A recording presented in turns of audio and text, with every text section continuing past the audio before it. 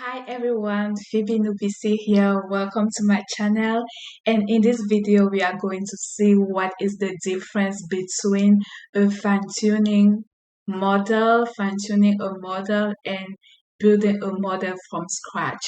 Yes, you heard it right. Building a model from scratch is useful when you want to work with some time series data, some sales data to do some predictions, or maybe some purchase history, anything that has relationship with the past history of your data. And when you want to predict the future, that's where we come into place with um building from scratch. Yes, I will go straight on here. I have built two models. The first one helps to do a predictive maintenance on some sensors for some engines. Yes, and it uses some models like XGBoost. Yes, and then there is another one that we have built here that is helping us to predict on some what part we are going to need, some reorder points, stuff like that. This one we use Prophet and like GBM. Before jumping into all of that, let's go to some theory. Yes. For the theory, the comparison, train from scratch and fine tuning is that training from scratch, you start from nothing and then it can take hours to days. It uses tabular sensor sales data, history data, and then we have another type of approach for AI models that is called transfer learning. I'm learning this one too, and the starting point is that it uses some pre-trained model and then it takes from minutes to hours, typical use on images, audio, time series.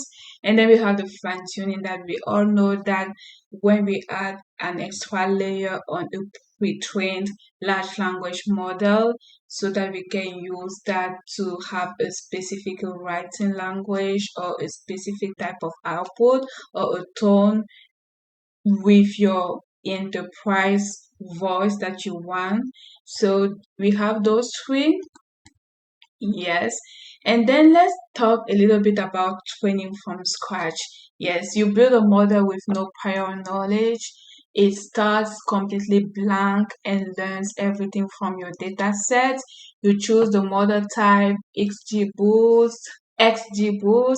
random forest, neural network, um, all of those. And you feed it your data and it figures out the patterns on its own. A real world analogy is when you have a fresh graduate or a new employee with no work experience on that field. They know nothing about your company yet, but you train them from day one using your own data, your own processes, your own history, and after training, they know exactly your situation and nothing else. Yes. So use it when you have some spreadsheet, record of sales, and to your specific domain for your company, and you want to have full control on predictions, on forecasting, stuff like that. And it's advisable not to have fewer than 50 rows of data. Yes, and no related pre-trained model to borrow from. Your data is text or images where pre-trained models already exist and are superior. Yes, so it uses for predictive maintenance, for example, that I showed you here, this one, this predictive maintenance, where we have a data set. I can show you how it looks like. Open a new tab. I believe it's the same one here. So this data set, it has many files with different conditions. The first file, it has one condition and some false modes. And the second data set has 6 conditions with one fault mode. Basically, it uses the output of sensor to give the the results. Yes, so we have some data like this coming from that. Yes, and we have also the testing part. Yeah, and these are the rules, so the conditions. So that's how it looks like. And this is a model. First, what it does is install the models like XGBoost and so on. And then once we install that, we now use this pandas to organize tables, NumPy to do math calculation on large data sets, operating system warnings, and with that it grabs the column names of the units, cycles, operations, it grabs the data set from what we have here, and then it makes it available for us to use to see how it is. Train shape we have in total 20,000 attempts unique engines across 100 engines with sensors. So we have each unique ID with their cycles and their values per sensors. Yeah, so once we have that, we have another window. You can change to whatever suits your case, maybe 30 days or 48 days, 78 days or hours, up to you.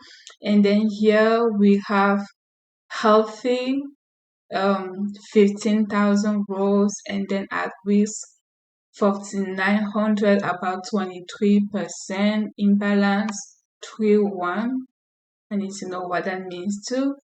So what we have next is the sample features. Features count 44 on that. And then we have the sample rows that we have tested, about 300 only. The total number of rows is 20,000, but we have just 300, and we have 228 healthy, 71 at risk, 220 we have 239 and 60 for validations. And then we have the result here. The model has been trained, we validate the result with the rest of the data, and this is what we have here. That's the result of it. 45 healthy at risk, 12, 13, and yeah, it's really interesting. It's here we have the top 20 most important features here, and yeah, we have the live engine status dashboard to see what what cycle, what sensor are in, or what engines are in critical phase right now. And then you have like engine 1, current cycle 31, failure probability 85%. So it predicts that it will fail, and the probability is 85%. So it's highly possible that it will occur. Yes, so it's critical.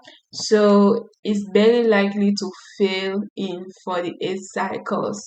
Assign maintenance crew immediately. Same for the engine IT7. So you have some example. You ask me how did that got to this. I just asked Cloud Code to build me this based on the NASA dataset that I showed you here. And there we go. It uses, as you can see, it read just this one. Trying to see. It read just the first one, the first training, the one with one condition, the simple one, and because those are different conditions for different data sets. And that's how we got to this. Yes. So that's a predictive maintenance example. So you collect vibration and temperature sensor readings from your machine. You train an XGBoost classifier from 0 on those readings. The model learns what about to fail looks like from your specific machines.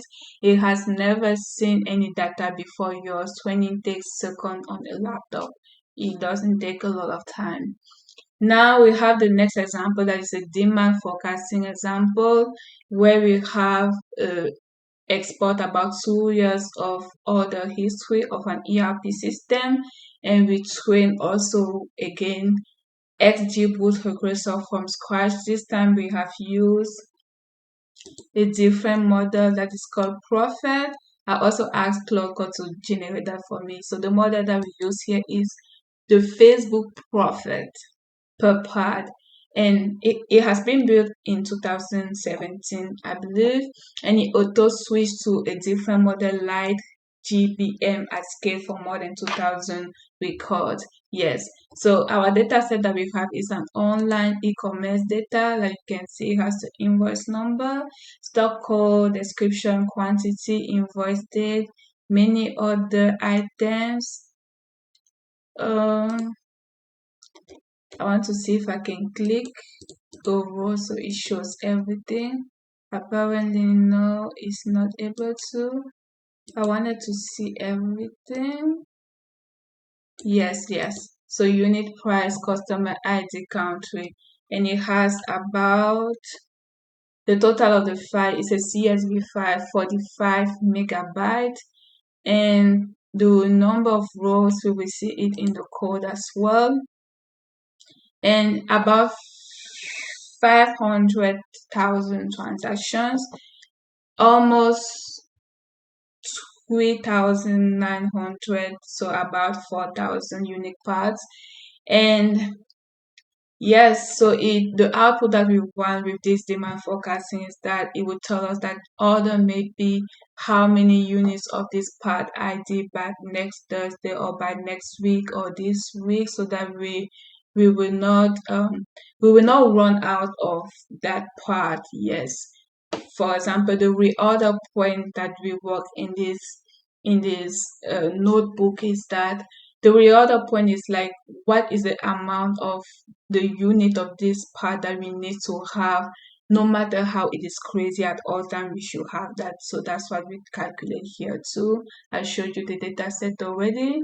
So here we will test on many amount of part. We will test for 50 part only, and then 100, 1,000. All of them we use Prophet, but when we switch to 10,000, that is more than 2,000, it will automatically switch to Light GBM. Yes, automatically. So I've run the first time.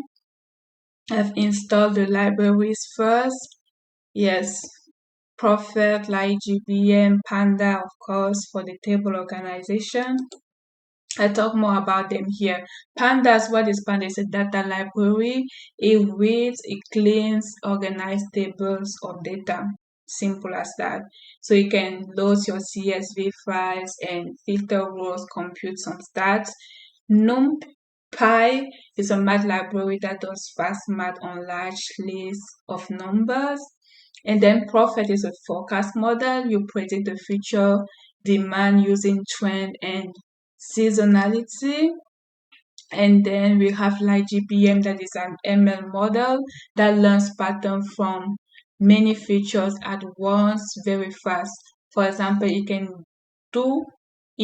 do demand forecasting for more than 10,000 parts to 100,000 parts. And then we have XGBoost, that is also ML model, same idea as like GBM, slightly different algorithm. It also does predictive and classify healthy versus failing.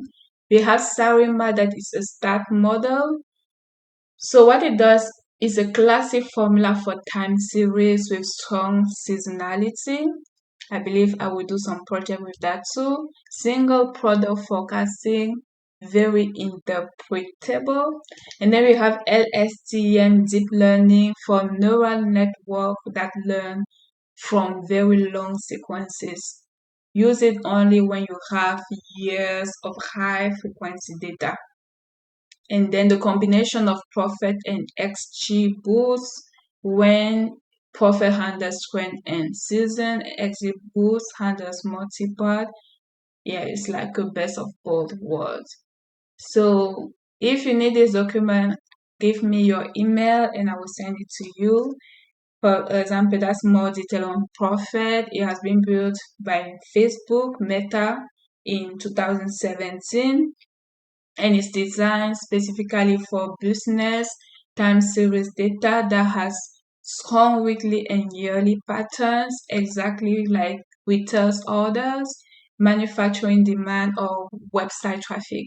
Why have I become to be interested in this? Because I have worked previously in a manufacturing company environment where there were a lot of history of purchase orders, and it was a question to know at a given time what was the reordering point automatically for all the parts when you have 100,000 of parts at all time. How can you know that? So it was not possible. And also we needed to know at all time what is the mean and what is the maximum to forecast it, and so that we do not run out of part. And at all time we needed also to know what is the vendor that we use a lot for parts. For example, for part A, what is the vendor that we use a lot for it, and what's the pricing? Is it possible to switch to another vendor? Is it overpriced or is it the price good? How is the trend? Like next year, about this time, how can we budget so that we will be able to have all those parts on time and stuff like that? So it was all about prediction, and honestly I was really stuck because using the power platforms, I was not able to use the power platform for that. It was limited. Building like agents with Copilot Studio is not the same things. Those ones are like agentic AI, where you have an orchestrator that chooses a tool that acts, and then you monitor, you observe, and you take the next decision until you have the answer to your to the problem or to the user request. So this one is completely different, and I had tried to use power platforms, the models that they have.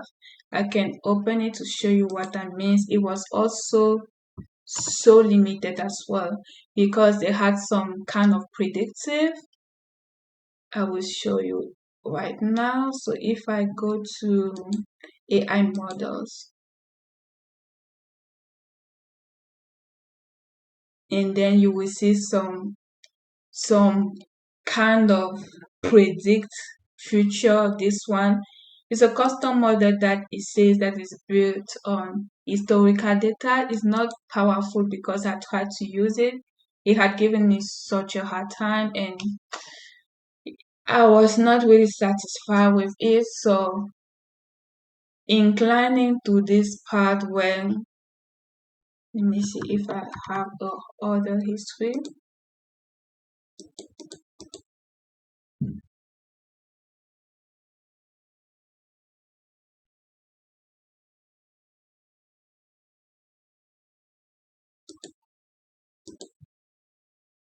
Yeah, so this one you will just follow the prompt, and then you run the model, but it's static and really it's not really flexible like what we want to do. So doing this right now, what I'm presenting to you guys is powerful because it's flexible. You use your own data set, you use AI to build the notebook for you, and everything is on point. Yeah. So for example, the prophet, it decomposes your time series in three-part trends. Is demand going up or going down over long term? It also check the seasonality. Does it repeat weekly, yearly? And then it check holidays, event. Are there one-off spike or drop? You see how sometimes when you have some orders, you can have like a peak of order by your customers, or it's like maybe 10,000 one time, but it does not repeat all the time. So do you have that peak maybe two times a year, or did it happen just one? And then based on all those factors, Prophet helps to have that knowledge, and based on all those factors, you are able to decide how many unit do you really need, because it will tell you about the spike and all of those, and it has to influence your choice as well. Yeah. So all of this, so let's come back to our example. Oh my god, it wants to switch off already. So when we come back here, for example, for this example, we have about, I showed you about more than 500k data set. But when we remove like returns or all the type of data that we don't really need, is about to clean up, because that's the purpose of this, to clean and reshape the daily demand. That's the goal of this one. So when it does that, we come back to 276,000 parts only transaction, and then it's about 3,900 unique parts, so almost the 4,000 that I showed you, and it's only in between 2010 and 2011, so about 1 year.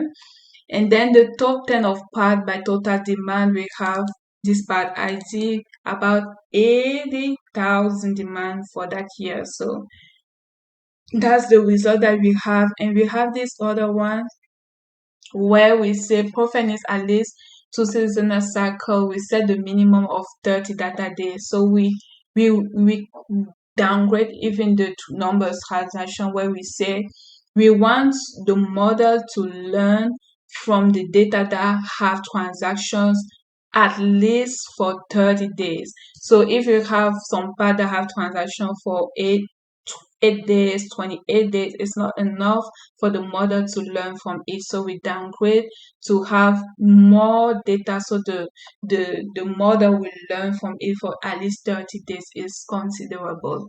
So with that, we come back down from 3,900 to 2,400. So it has downgraded really low. So we have dropped about 1,400 parts. Same for the rows. We moved from 276k to 259k. So this next what it does, it tests now the part. So among those parts that we have filtered, again, we will test just 50 of them. So we will test many of them. We test 50. So for the 50 of them, the forecast date 28 days. How many days ahead to the forecast? So we want to forecast 28 days ahead. And then the lead time is between the time you order the part and the time that the vendor ship the part until it gets to you. So it's 7 days. So we assume that the lead time is 7 days. But you know that in real time, in manufacturing company or retail, those vendors, it will not always be 7. It will vary. So depending on vendors, it can be 2 weeks, it can be 7 days, it can be 1 month, it can be less. Yes. Now the safety stock says 95 service level. Yes, so the profit threshold is 2,000. Here is the threshold to switch from profit to light GBM for high large data set. We want it to be automatic. And then we have the function. Now we say part to forecast, we have 50 for now. Rows in the subset is about 11,000. So it has even downgraded more. And then the forecast horizon 28 days, lead time 7 days, the model profit. And then, yes. So now when we continue after doing and training the model on those 50 parts, while we have trained successfully, all of the 50 parts have been trained successfully, skip 0 of them. And then here is where we do the inventory decision and we simulate the current stock as a multiple of average daily demands. And yes, so in Clockle said in production, replace simulate stock with a column on your ERP CSV. So with this training data set, we have out of stock. None of them are out of stock. Critical 24, low 9, healthy 12, 5 overstock means that we have more than really needed. and then we have a dashboard that we have here that says that for the first part, for example, we have 5,000 right now in stock. In 28 days, the forecast is that we will need 16 more in the 28 days to come. But the real other point, like I mentioned, is the amount of part that we need at all time. No matter how crazy it is, we need that minimum. So it's about 28,000. So we need to order urgently about 23,000 units within the next 7 days, because that's the lead time. Yes. For the next one, we have in stock 342 units, and then the forecast say in 28 days we will need about 2,190 parts, and the reorder point is 1,356. So we need to order about 2,657 units within 7 days. Yeah. So these are just the results for that forecast. Yeah, it's like if you have your company data, you just put them in that in this dimension, country, customer ID, in this format, and then you can just rerun the script and you will have your answer in seconds, just like that. And we have some graphs here, and then this one help us to see that the reorder point for a part, for example, for this part 23,166, the average daily forecast is 0.6 per day, and then the lead time is 7, what we assumed for each vendor, and then the safety stock that we need is about 28,000, and it gives a reorder point about 28,000, and current stock we have about 5,000. So it says that the decision is about 23,000. But that safety stock, as you can see on this graph says that we had in, I believe, January a really high amount, but in June, July, August, when we see the trend, we did not really need that. So it was like a one time. So if we follow just that one time, we will need the reorder point to be about 28,000. So it's not really reasonable. So having those calculations, we still need to see this trend to say, hey, it's true that it says that we need 28,000, but in reality, we don't really need that much because it was just like a one time thing, and it helps us to affine and refine our calculation and stuff like that. So basically that's what we have here. So I will rerun it to for the model for a thousand items. Here we did it for 50. So I will change it for 1,000 and run again.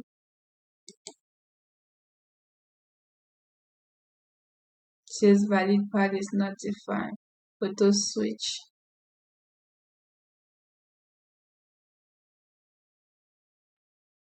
Let me start from the top again. Me restarting classes.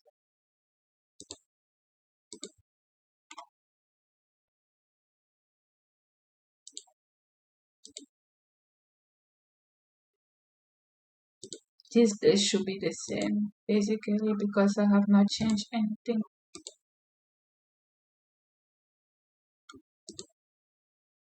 Yes, so the part to forecast is about 1,000 and the subset is about 153. It has really increased, and we are still using profit for that because light GBM, yes, come after 2,000 or more. So it's training the profit for 1,000 parts.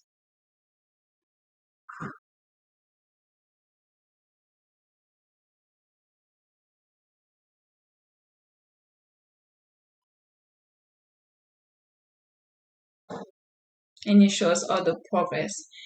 One thing that is interesting with this is that, like, a couple months ago, I did not know that I could even do this, but it's so fantastic that I'm just doing it like it's something normal. So if I can do it, you can do it. So if you have any questions, ask me.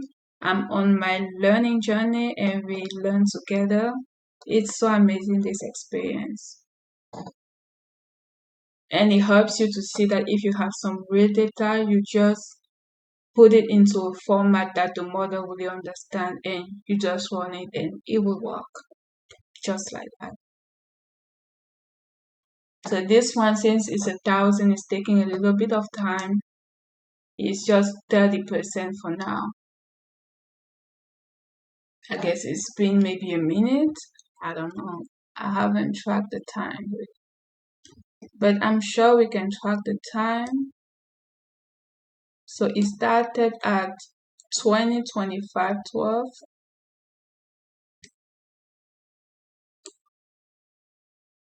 2026. So it's about a minute already.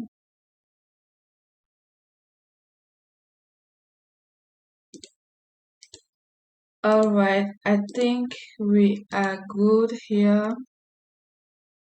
It's 100% trained. Before we continue, there's something that I wanted to show you. If you check the settings, we made sure that internet is on, and on accelerator, we don't have any GPU enabled because based on my research, GPU is only served for deep learning when you want to fine-tune some large language models with those billions of data and stuff like that. Because, for example, Microsoft Phi, that model, when you download it, is already about almost 8 gigabyte in the RAM. So each time that you do maybe the training is 7 gigabyte. When you download for for the test evaluation is also 7 gigabytes, so it's really big. Or this GPU, they are only like 16 gigabyte on the RAM, so sometimes it's not even sufficient for that, so you have to remove the cache from that. I believe CUDA, that is also the GPU. You have to empty it before using it for evaluation, or when you want to compare the fine tuning of the model before the training or after the training. Each time you have to empty the cache, so you cannot have those two copies at the same time. But in this case, when we work for training a model from scratch, we don't download that model from Hugging Face or stuff like that. So here it runs on CPU and it's really faster. Like this one, we started like at 20, 26, 12, now 29. So it's about 4 minutes maximum. So it's very fast on 1,000 of parts. Training that model is very fast. So we train it from scratch. It's very speedy. That's what I wanted to let you know. Oh, it was 25. So about 5 minutes. Yeah. So it has trained about 5 minutes. I wish I could hide this. Let me see. No, it doesn't let me hide. I wanted to hide the output because it's too long. It's a bit long. But so we have finished the training now. So the result says all the 1,000 parts have trained successfully. Nothing has been skipped. So we move to the next to see what is overstock, what quantity is healthy, what quantity is out of stock, what quantity is low. All those details, we are getting it now. So we have nothing out of stock. We have 471 parts that is in critical. Some are overstock. Critical needs means that we are understock. Low means that we have to order them this month. Yeah. If I want to, if it's a request, I can even ask Claude to give me a code where I can have the list of those parts, not just the quantity, the start, if that makes sense. So that is even the list here, the dashboard. we have some, see it says N 976 more. See exported CSV. I guess it has an output here.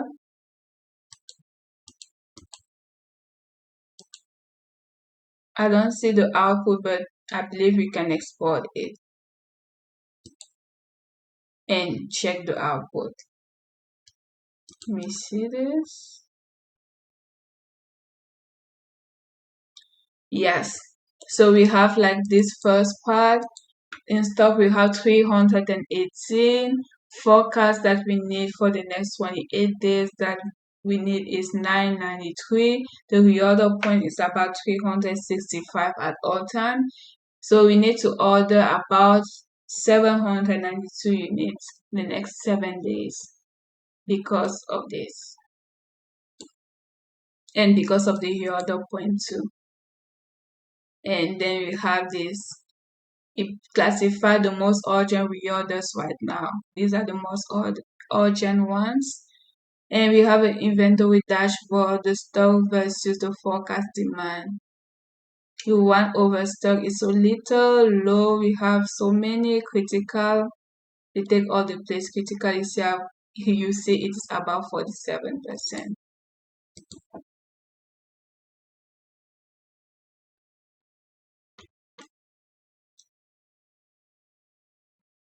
Basically, this one is the same response that we had before for the same part as well. I already explained that.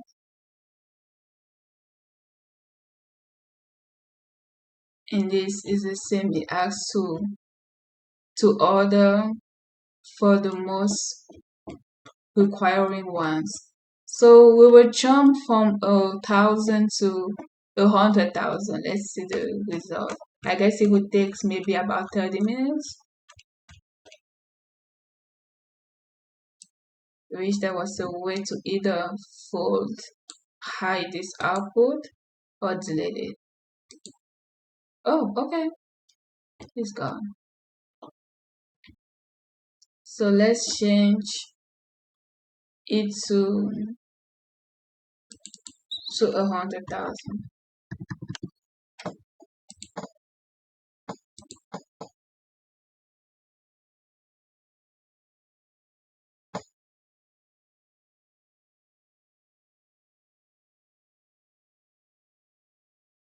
It says only 2,400 parts available with enough history.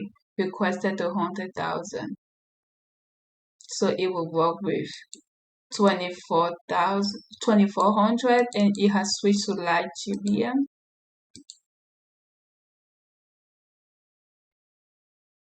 Now the training is ongoing.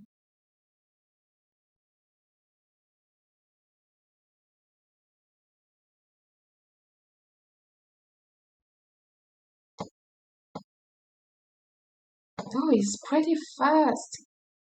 Because it started training it here. Now it said light GBM is already trained, generating forecast per part. Wow, it went fast. It looks like it's faster than Prophet.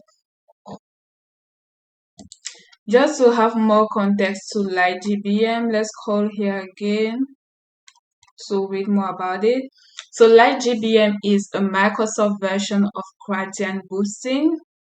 It uses the same core idea as XGBoost sequential decision trees, but with a smarter algorithm that grows trees leaf by leaf instead of level by level. This makes it significantly faster and able to handle datasets with millions of rows and thousands of features, like this one that we are doing right now. It's pretty fast. Yeah. So light GBM and XGBoost are like two builders constructing the same house. XGBoost builds each floor completely before moving to the next. Light GBM builds wherever it sees the biggest gap first. Less work, same result, much faster. For a small house like 300 holes, you cannot tell the difference. For a skyscraper, light GBM finishes in minutes while XGBoost takes hours. Yeah, that's great. So it's about 5 to 10 times faster than XGBoost on large dataset, handles 100,000 parts in a single model, lower memory usage built by Microsoft, maintained actively used in production by Amazon, Alibaba, Uber, same accuracy as XGBoost on most problems. The weakness of it is that it can overfit very small dataset. As a boost is safer there. Yeah. So use in the project, of course, that's the project where we use that. Now let's see XGBoost. I guess XGBoost is this one. It's a machine learning model that builds on a large number of decision trees in sequence, where each new tree corrects the mistake of the previous one. This process is called gradient boosting. It consistently wins data science competitions and is the most widely used model for tabular spreadsheet style data. Yes. Imagine 200 junior analysts each looking at your data and making a prediction. The first analyst makes some mistake, the second analyst focuses specially on the cases the first one got wrong, the third focuses on what the second missed. After 200 rounds, you average all their opinions. The combined answer is far more accurate than any single analyst could achieve alone. Yeah. So it learns which feature best predict the target. That's powerful. So it works extremely well on small data set, handles missing values automatically, does not need future scaling or normalization, twins in second to minute on CPU, no GPU needed, built-in feature importance tells you which inputs matter most, resistant to overfitting with tuning. Powerful. Let's go back to our model that we trained with light GBM. Is already done. Everything was done successfully. So now let's see the results.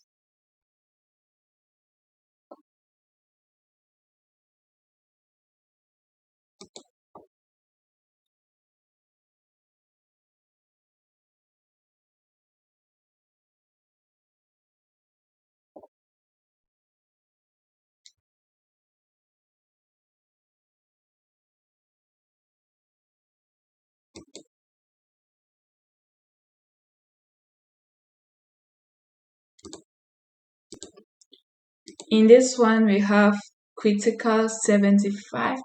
This is really bad. Low 250 and healthy 300 and overstock just 0.2%. And that's the result here for the demand forecasting. Oh, I see that one is taking very entire thing like this one. This same 23,166, about 25,000 reorder needed.